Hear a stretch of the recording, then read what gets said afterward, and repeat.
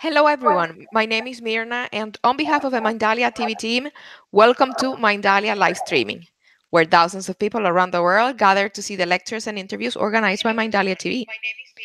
And we have a return. Let me go ahead and mute this. Our apologies, technical difficulties. But let's go back to where we were. My name is Mirna, and on behalf of the Mindalia TV team, welcome to Mindalia live streaming, where thousands of people around the world gather to see the lectures and interviews organized by Mindalia TV. Today with us, Misty Gilbert. She is a published author, speaker, transformational coach. She helps individuals face their fears and limiting beliefs, helping them work past experiences and create the life they really want. Before starting with Misty, we want to remind you that Mindalia's mission is to share information that can help raise the level of consciousness around the world, and you can help us by subscribing to our channel, leaving us a positive comment down this video, or sharing it with someone that you know that is going to benefit of the content that we're going to be talking here today. Also, while we are live streaming, like right now, we have the active chat. Is the screen that you're going to be seeing here on my side or down this screen if you happen to be watching us from a smartphone. And through there, you can enter your questions. And we just please ask you to follow the format, word question in caps, and the actual question that you have in relation with the conference that we're having today. At the end of the talk, Misty will be kindly answering. We also want you to collaborate with us with your own valuable content. And for that, you can go to our website. On the top, you're going to be finding a link that says Collaborate with Mindalia. That link is going to take you to a form that you can fill out for our technical team to be getting in contact with you. So you can be just like Misty, sharing wonderful information through the different platforms of Mindalia. Remember that you can do that in Portuguese through Mindalia Televisão, in English through Mindalia TV English, and in Spanish through Mindalia Televisión. We are looking forward to hear from you. Now, Misty, I am going to be leaving you with our audience. Welcome to Mindalia live streaming. The screen is yours. Thank you, Myrna. I appreciate this opportunity to share and talk with you about living intentionally. As an audience, I look forward to your questions later at the end of this talk. My name is Misty Gilbert. I work with individuals, helping them to transform perspectives about their lives, to look at how they want to live intentionally by creating processes and a daily routine that inspires you to actually live and be happy in the life that you want. Most of us live in fear, shame, guilt, and regret from experiences that either we are currently going through or things from our childhood or past that are affecting our mentality and the way that we look at life. I really want you to understand that the limits that you place on yourself are keeping you in a box and are not letting you to move forward, to actually be inspired and to be living in a mode that is not just in survival. In order to create a life that is thriving, you have to know what your core values are. You have to know what is important to you. You have to know what you're willing to pursue at all costs. You have to be willing to face your fears with intention. Facing your fears with intention means that anything that you find scary or holding you back on any level, you are willing to look at. You're willing to go, oh my goodness, like today I feel really afraid. I'm going to embrace this emotion of feeling afraid and being fearful.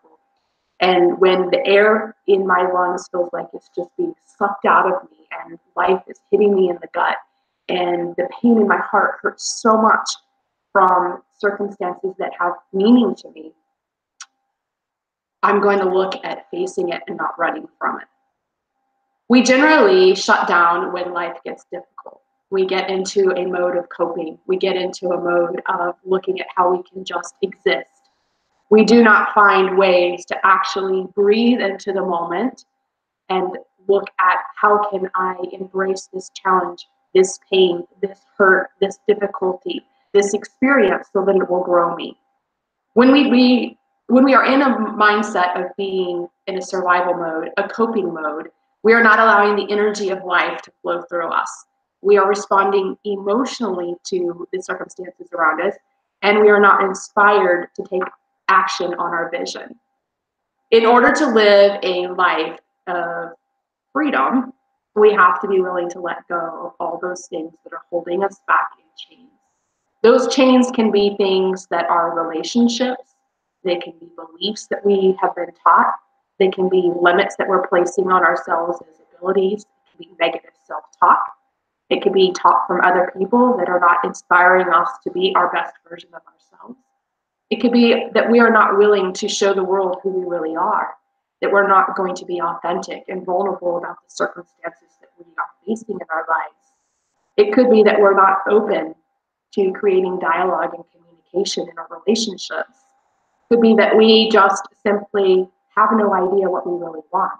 And so we're acting out of fear because we are living in a mode of what we don't want. If you focus only on what you don't want, you're going to continue to get more of that. And that perspective is going to be part of your mind, it's going to be part of your energy, and it's going to be what shows up in your life. To live intentionally means that you're going to focus on every aspect of your life, whether you use the Zig Ziglar wheel of life, whether you use Ulalai's 7 F's of elements in your life that you want to make sure that you have in balance. Any and all of those ways, we can have limiting beliefs. So I'm going to share part of my story with you in ways that I have worked to overcome limiting beliefs. I was raised in an abusive childhood. I was raped at 17. My parents did not believe that I was raped, and they believed that I was messing around with a man 28 years older than me who was married and had 2 twin boys my age. Because they believe sexual conduct is a sin, they gave me a 7-year sentence of punishment of things I had to do and live and be for proving that I was sorry for my conduct. It was an extreme situation, and I only endured that 7-year sentence for 3.5 years until I moved from California to Texas in September 97. But in that experience of things that my parents did where they were afraid that I had AIDS and made me do AIDS testing every 6 months, and where I was they believed that AIDS was probably something I had. I'd wear latex gloves in the kitchen. They wouldn't let me spend time around my siblings because they believed that I was going to be a bad example. They believed that I needed to be excommunicated from the family, so they put all the leaves in the table that they possibly could at dinner, and I had to sit at the end. And they took away my driver's license, and they took away all my clothes but 5 outfits, and they built a little bedroom in the dining room and removed me from my sister in the bedroom that we shared. To exclude me, and they limited the things that I could have. They took away all my books, all my hobbies, all the things I did. Through this experience, I believed I was no longer good enough. I was no longer valued. I was no longer important. I wasn't worthy of love and affection and appreciation from my very own family. They would not let me have my 18th birthday. My mom took my baby pictures and she ripped them into multiple pieces, telling me that I was no longer her beautiful child, no longer her firstborn, could not act like the firstborn. If something happened to the family estate, it was going to be up to my siblings, that they were the ones that needed to handle it because this situation. They felt that it ruined my life. So consequently, the feelings I had deep inside of me, where I was no longer beautiful, I was no longer important, I was wasted, used goods, because that's what they told me. These were limits in myself, in my mind, in my heart, but it was something that was so strong that it became how I lived, and it became how I interacted with you. It became how I interacted with the people around me in my career at work. I was a very fearful individual. When I moved away from home, my mom told me that if I ever shared anything that happened in our childhood, she would physically kill me. In 2015, when my book became published, I was a contributing author. Part of my story was shared. She left death threats for 3 days on my voicemail, threatening me. But I knew that I needed to share my story. I knew that the truth needed to be told. And I share the transformation I have gone through the last 4 years of my life. When I decided I was going to face my fear of men because of being raped, I had deep fear of men. I wore a wedding band on my left hand for 16 years to keep men away. And not that that does, but it was a security that I felt I was in control of my life and my relationships. I was living reactively because of the abuse in my childhood and the things that I had endured. I was not living with a vision and the truth of who I really am. The limits in my heart and mind became a mentality that I hated my life. I lived in fear. I lived in shame. I lived in feeling I would never measure up to anybody. I lived in feeling that if friends really learned the story of my childhood and what I endured on multiple levels, even more than what I've shared with you today, that they too would reject me like my family did. And I had to choose to face those fears head on, be willing to vulnerably start sharing aspects of my story, sharing what I did and how I survived and moved through survival mode to a thriving mode. I had to choose to believe something different than those things that I was being told by my mom and my family. I had to believe inside of me that I was strong enough to get through these difficult times. The turning point in my story kind of happens in March 2013 when a client of mine hit me in the head twice back here. The pain was so excruciating, I hurt immensely. But that process was good for me because it allowed me to do something I had never done, which was go to counseling and share my story. Because I went through 6 weeks where I did not want to eat, I did not want to sleep, I did not want to work, I emotionally had shut down. I was dealing with the angst inside of me that was so much, it was permeating out my life. And I was not able to process all the thoughts I had and all the feelings that were coming up and all the nightmares that were taking me back to a childhood experience that I had left and I thought that I was good with. Because I had shoved it away in a closet and I had just thought, if I just leave it and move on, I just asked God to forgive my mom and my family and the guy that raped me and just deal with life as it was, that I was happy. But I wasn't. Because inside of me I was hurting because I was believing things about myself that were not true. The choice to intentionally open up and talk is something I had to do, and I had to set goals around. To be intentional every day, every week, and people that I met, not to hold back when they asked me questions about who I was and where I was from, and what I was about, and how I evolved. I had to be intentional at sharing my story, small bits of my story, but by doing it, I faced the very fear of the threats from my mom that people learned about what I experienced, that I would have, my life would be killed. So you might be going through something different. You might be facing a challenge through a divorce, addictions, any kind of circumstance. Or mine's going to blink of some of the ones that you normally list. But your challenges in your own life may be different than mine. It could be a bankruptcy. It could be cancer. It could be a car wreck and you lost somebody. If you're holding on to that pain from that experience in your life and you're letting it define your current moment, your current way of reacting to other relationships, you are limiting yourself and you're keeping yourself in chains. You're keeping yourself in a box, feeling like there's no better way for your life.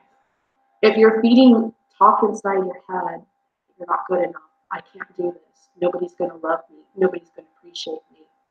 You're feeding a mentality because you're going to get what you focus on. And if you continue to focus on the things that have happened in your past and not drive towards the vision and the future that you want for your life today, who do you want to show up as? Who do you want to be? I have a slogan for myself. I am courageous. I am generous. I am loving. And I share that because you become who you say you are. Who are you? You may not feel courageous. You may not feel generous. And you may not feel loving. But if you focus every day on being courageous, on being generous, and being loving, and you tell yourself you are, you will evolve into that. I embody that message that I created 4 years ago because that's who I am. I'm going to be authentic about it. I'm going to be vulnerable about it. I'm going to be bold in my message because I know what it's done for my life. I know how much I have changed in this short amount of time. And I know you can too, because you're going through your own life's experiences, but you were called for more. God's called you for more. I'm going to call you for more. You were made for more. You can settle for less, or you can settle for something that actually is going to be empowering. You can let it limit you, and you can choose every day to tell yourself you can't achieve those goals and those things that matter to you, whether they're in relationships, whether they're in finance, whether they're in health, whether they're in business, whether they're in what you want in your life as far as a car or a house, whether it's just what you want in peace in your mentality. Every day you get a choice on what you feed yourself and what you think about, what you spend time around doing, what you focus on is what's going to show up in your life. If you focus on your fears, you're going to feel more afraid. If you focus on your pain, you're going to feel more pain. If you focus on your guilt, your shame, your regrets, it's going to feed a negative energy in your life. If you focus on what do I want to feel in this moment, what am I grateful for in the pain that's come up. We all go through various experiences that make our life go into a cycle. It feels like a tornado. It feels like it's all falling apart. It feels like chaos. It feels like we don't have the answers in this moment. But that's what life journey is. You don't have all the answers. You get to pursue the path in the moment with faith. An example of that would be this year I had a client that filed bankruptcy and owed a significant amount of money. It has been a challenge to continue operating my business after already rendering the services and not being paid. Because I have lived debt free, I have been able to sustain that because I have a huge amount in savings as a cushion. But as you can imagine, I'm now going through my cushion. And so I have to sit here and go, what am I really trying to create in my business? Am I going to feed the fear of what if it's paid? Or am I going to feed the vision of what I'm trying to create in my life? It is my intention to face every limiting belief that comes in my life with intention, with focus, with purpose, and with action. And I want to encourage you to do the same. Misty, I'm sorry to interrupt you. We're having a little bit of an issue with your microphone, and I kind of lose you every once in a while. There is Okay. a bit of an echo also. Do you happen to have headphones? I do. Give me 1 second, I'll get those. Perfect.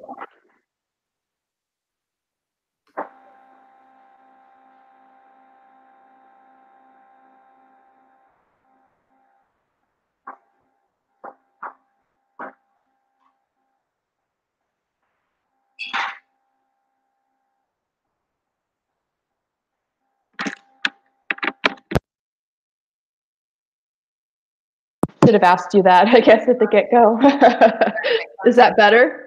Way better. Thank you. Awesome. You can continue. Thank you. Our apologies. All right. So what I wanted to relate to you is we all have a choice in the moment, whether we are facing our fear head on or whether we're hiding behind our fear. Allowing ourselves to feel the energy in the moment of this hurts, this is painful, this isn't what I really want for my life, allows you then to ask yourself, what do you want? If you were not afraid today, what would you do? If you could do anything, what would you do? What step would you take toward the direction of your dreams to creating the life that you want? Or are you going to sit there and tell yourself, I can't, I have to do this, I have to do that? The language that we tell ourselves is dramatically impactful to how we live. Choosing to say, I get to, I want to, are different elements of words we can choose that will create a different experience for us. If I tell myself, I have to pay bills, I have to do this, I have to work, instead of I get to work, I get to choose what I want to do for work. And if I'm not happy in this job, what would make me happy? We all have skill sets, we all have abilities, we have personality types, we are different in our love languages, we are different about what our passions are, what our interests are. When we're doing those things that really light our heart on fire, we're going to have a life that is way more exciting, way more enjoyable, and we're going to feel a daily routine that feeds our soul. When we're doing things that we don't want to be doing, we're doing things that we're not passionate about, we're doing things out of desperation, we're doing things out of obligation, we're not creating the life that we really want. We're feeding limits because we don't believe either we're good enough for something different, we don't believe we have value to choose, we don't believe we have a choice. We feel boxed in a corner because we think that maybe what our parents wanted us to do as a child is the only option that we have. When we realize that we get to choose what we want, we get to decide, what would I want to do today? What do I want to do tomorrow? As I close out 2018, what's important to me? What do I want to leave as an impact to my friends? What kind of a year do I want my year to have unfolded as? What memories do I want to have? As I look to the future, you ask those same questions. 2019, what are things I want to accomplish? What kind of experiences do I want to have? What steps am I going to take to chase my fears? We all have something in our life that holds us back from where we are currently. It's a continual process of evolving. I call it layers to an onion. You can be cut open and you can be exposed and try to deal with everything at once, and it's going to be pretty overwhelming. Versus if you took a layer at a time and you work on it and work on the next one. As it shows up in your life, you probably know things that you're afraid of or things that you've told yourself, I'll never do, or I'll never be able to do, or I can't do, or I don't want to do. If you choose to create something different, you're going to, the process of facing your fears are going to move you into a life of living intentionally. If you just continue to do everything every day just because it's the same routine and you have no purpose behind it, you're not going to be happy with your life. You're not going to be living intentionally. You're going to be creating limits in a box on yourself. You're going to be creating chains that keep you in a moment that doesn't allow for freedom. Freedom comes by experiencing those things that are holding you back and removing them. That's when you feel freedom. For me, a coping method I had when I moved from California to Texas was to, like I said, wear a wedding band on my left hand for 16 years. I would have friends who would say, hey to me, what do you do for work? What does your husband do for work? And I would say, oh, this is just fake. I don't really have a husband. And some people would ask me, well, why would you wear that? I was like, well, I just do. I didn't want to share. I was afraid to share why I had this protection, why I had built this wall. I was afraid to let people into my space because I was afraid you wouldn't love me for who I was. That impacted my life and it made me not be a strong person. It made me hold back. It affected my relationships. Made me feel in situations that I was vulnerable, when we're always vulnerable and we get a choice whether we want to be or not. But by opening up and creating vulnerability, we actually create a connection. We create trust. We create people that really get to know us and they can really understand who we are. When we build walls and we keep people out with a facade that our life is all good and that everything is fine and that there's no challenges, we make people not feel connected to us because everybody has something in their life that they've experienced and in the past or currently that affect their decision-making process and what they're doing as choices. My intentional choice came in 2014 when I went through a coaching program called Live Big in Salt Lake City, Utah. And that program helped me understand and come to grips with a lot of the beliefs that I had about myself, deeply rooted in not feeling I was good enough. There was a fear inside of me that, yes, in my childhood, I got straight A's, but that didn't make my parents happy. They wanted A plus. There were things that were done that made me feel that I would never be accepted and I'd never be loved for who I was. Choosing to face those fears and going, I don't need to let one experience of being raped be what is my vision and experience in the future with other men. I can create loving friendships with men, but I have to choose to create them. I have to choose to face the things that hold me back from wanting to create them. I have to believe that not every man is going to abuse me. I have to walk in faith that not every man is going to abuse me. I have to believe that through the process of me opening up and sharing, I went through this and I have a fear that maybe this might happen again, allows me to put words to the feelings, which allows me then to create something different. Many times our fear is driven from a anxiety, a lack of understanding as to who we are, a lack of belief in ourselves, a lack of scarcity mindset. The limiting beliefs are something we have to be purposely intentional about focusing on. How are we going to overcome these? How are we going to face them? And what are we going to do to create the life that we really, really want? Living in freedom is a choice, and it is something when you do one layer to, like I said, is layer to the onion, you may move through. Like for me, I have a lot of guy friends now that are great connections, and they're not abusive people, and they're loving, kind people. Once you get through one layer, you're going to go into another experience that's going to put you in something else where you're going to have an opportunity to test your faith and to test your limits and to test your beliefs and for you to be able to walk in the truth of who you are now.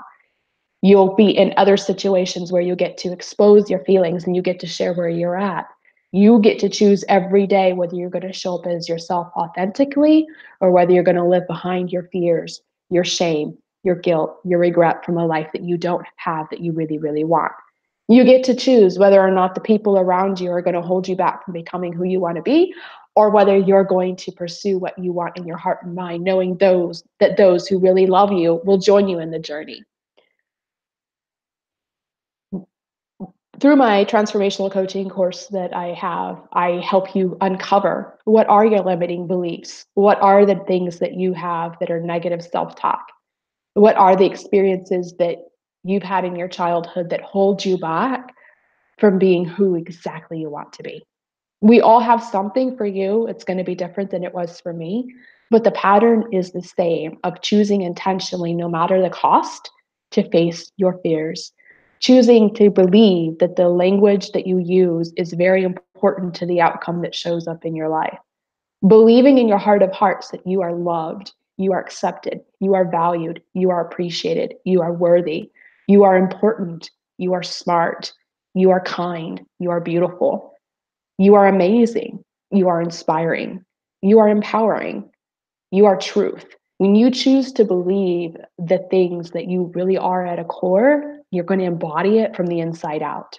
If you only try to deal with your problems and circumstances from the outside in, you try to fix your environment, you try to fix the things around you, you're not going to be that person that you really want to be, because true growth and true transformation starts from the inside out.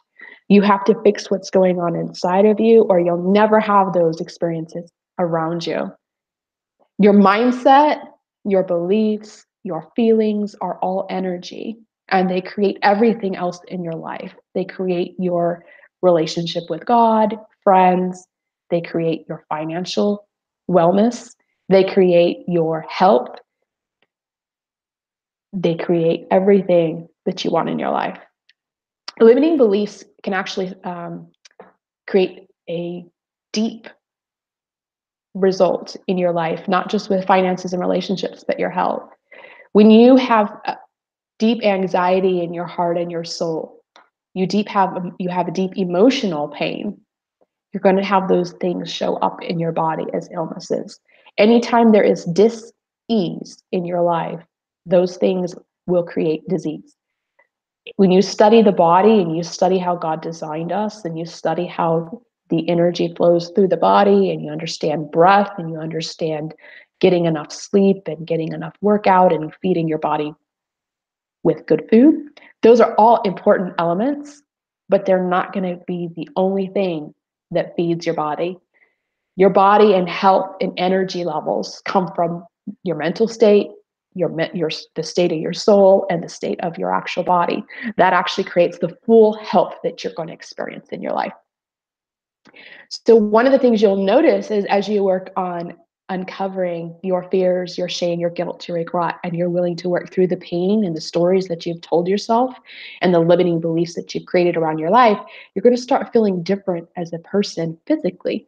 Because when you let go of those things that you've been holding on to, that are taking the breath out of your life, that are not making you feel like you get good sleep, and they're a weight on your shoulders, and you're going around carrying that burden, you're actually going to have physical effects from those feelings. So when you allow yourself to actually engage into how can I create better energy, and you don't run from it and you don't build walls around it, you actually create an energy in yourself that will actually transform your life to where you live more healthy, you live more vibrant, you live more enthusiastic, because you can't help it. It actually just comes out of your life.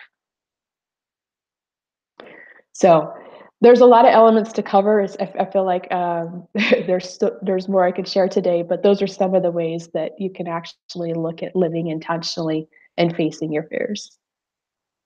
Thank you so much, Misty. It has been a pleasure and a true honor for us to have you sharing your knowledge and your time with the Mindalia TV audience. We are going to go really quick to a Q&A, but before that, we want to remind our audience that Mindalia's mission is to share information that can help raise the level of consciousness around the world, and that you can help us by subscribing to our channel, leaving us a positive comment down this video, or sharing it with someone that you know that is going to benefit of the content that we're going to be talking here today. Now, Misty, while we do the Q&A, you are not going to see my face, but you're going to be hearing my voice, okay? Awesome. The first question that we have is, how can we forget the trauma from psychological abuse from a past marriage, for example? That's a very good question. Uncovering and working through trauma is something you'll experience and work through on different layers. For me, Um, it's not that I will never forget what happened to me when I was 17 and being raped, but the sting of it and the pain of it becomes less as you work through uncovering how you felt in being abused, what you're feeling now when you remember being abused, what your beliefs are about that experience, whether you feel you were a contributor to it or not a contributor to it. There's times, for me, obviously, in a situation of being raped, you can be told certain things, like from my parents who didn't believe that that happened, and you can believe their story or you can believe what you know inside is the truth. In your question as regarding a relationship and there were challenges in the relationship, what are you still holding on to from that experience? How can you look at that experience and say, what was the good I got out of my marriage? What did I appreciate about that person? What do I feel that that marriage taught me? What lessons did I learn? What do I want to take out of that marriage and go forward? If there's areas in your life that you feel that um, it's still really painful, it's probably because you're feeding yourself a talk inside your head, verbally or silently, that you're not good enough because you had a failed marriage or that it failed because you're a failure. The things that we experience in life are lessons that allow us to learn and to grow. And you may have contributed to the marriage and done things that were not helpful to establishing a connection and a relationship and the desired outcome that you wanted. At the same time, you've got to choose to forgive yourself and not hold those things over you and embrace the fact that you did make a mistake, but what did you learn? If that person chose to walk out of your life and it was nothing of your doing that contributed to the relationship breakdown, you've got to realize too that they have a choice. And for some reason, this was a choice that they made. You can live and hold back and be upset and frustrated and hurt um, by the experience. The best way is to face that pain and not run from it. What hurts? Why does it hurt? And allow yourself to feel the pain and allow yourself to feel you feel disrespected. You feel you weren't honored. Um, you feel you had a dream that's been crushed. We all have dreams that have been crushed. We all have things that we've experienced that keep us from feeling like what we really wanted in plan A for our life didn't work out and plan B is not what we want. But we can also say plan A taught me this. These are the things I learned from it. And in plan B, this is what I want to implement. And if you don't get plan B, plan C, plan D, whatever level you're at, choosing to look at what am I going to take away from this experience that it can allow me to grow as a person? How can I show forgiveness? How can I show love? How can I show compassion? First to myself. You can't give to somebody else what you don't have. So if beside yourself you don't love yourself in spite of a failed marriage, you're not going to allow yourself to open up to a new relationship and experience something else from here because you're still holding back. You're holding on to something that's already been released and let go out of your life. You've got to be able to accept the situation and believe that there's a purpose and believe that it's going to help you grow into something more for your life. Thank you so much, Misty. The next, Absolutely. how can we make sure we encourage our kids to be the best version of themselves? I think the best way to encourage anybody to be the best version of themselves is to first do it yourself. People model what they see around us. So for my friends and my desire for them to show up and to create the life that they want and to live intentionally in freedom, to have compassion, to be loving, to be kind, I first have to do it myself to myself and then to all those in my circle. So as a parent, it's the same thing. And you have that opportunity each and every day when you're with your kid to explain circumstances as to why you make choices the way you do. When something happens in the family with another family interacting with your family, and there's communication issues or a failed promise, or somebody doesn't follow through to the degree that you wanted, and little things happen, whether say it's showing up on time to an event or whether it's that they said they would bring something over to you and they didn't. How you treat those people, your kids are going to see, and you can use it as an example to explain to them why you make those choices, and that yes, it might hurt that the person didn't follow through with a commitment, but you're going to honor the relationship for the things that you do see in the relationship that you appreciate. And teaching your kids how to do that and asking them, what are they wanting from relationships? What do they want their friends to see them as? That will help them create the purpose as to why they do what they do, and to do it intentionally, and to do it with passion, and to do it with focus and discipline. Then they won't lose the mission and the vision. Thank you. The last question that we are going to be having for today is it unrealistic to try and only work with something that we are passionate about, even if it doesn't seem to be very profitable? Can you say the question again? Sure. Is it unrealistic to try and only work with something that we are passionate about, even if that work doesn't seem to be very profitable? Well, obviously, we have to look at what is our core values, what's important to us, what do we feel we're good at. There are times I've done work to make ends meet that has not been something I've necessarily been passionate about. But as a long-term goal, if you stay working in an environment that you're not passionate about, it's going to affect every area of your life. It's a lot harder to show up and be your true self when you're doing something you don't believe in. If you believe in it and society doesn't believe in it, and it's still something that matters to you, I'd say still do it. If it's at a level where you've not been doing it long enough to generate income that you need to, then you have to consider whether you do something else on the side to be able to, pay your bills and make the money that you want to do. But if you believe in it, no matter whether other people believe in it, and you keep driving that vision of what you're trying to create in your life, and you do the disciplines every day in your routine that are moving you forward to those goals and to that purpose, you're going to create the life that you really want. You're going to have the job you want. You're going to have the income level you want. You're going to have the relationships you want. There are going to be people around you that don't believe in your mission. There's people who don't all understand my purpose of trying to help people pass their fears, their shame, their guilt, their regret, their limiting beliefs, to living life intentionally. There are people who feel that that it would be hard to do, or that you really can't achieve that. And there's an element, I can't do it for you, so you have to be able to want to show up and do the work yourself. But I'm going to be in the trenches with you and guide you through the process. So for you, and the question about doing something that you're passionate about that may not be bringing in the money, or people around you may not believe in, if you believe in it and you know how to make it happen, keep staying the course. Find leaders, find people in your circle of influence, find mentors, find coaches that can help you figure out how to do it better, how to get your message out, how to achieve the goals that you really want in your life. Because through that process, you're going to define what it looks like, and you're going to create it, and you're going to make it happen. But you have to believe in it. If you have a doubt that it can't happen and you hold back, that's a limiting belief. If you're telling yourself, well, the world doesn't embrace my message, they don't embrace my passion, they don't embrace how I show up, they don't believe I can do it, that's going to hold you back from actually accomplishing it. Because deep inside, you have that limiting belief that you're letting other people around you feed you, and it's going to keep you from reaching the goal that you want, because you're going to self-sabotage the very thing that you're looking for. Thank you so much, Misty.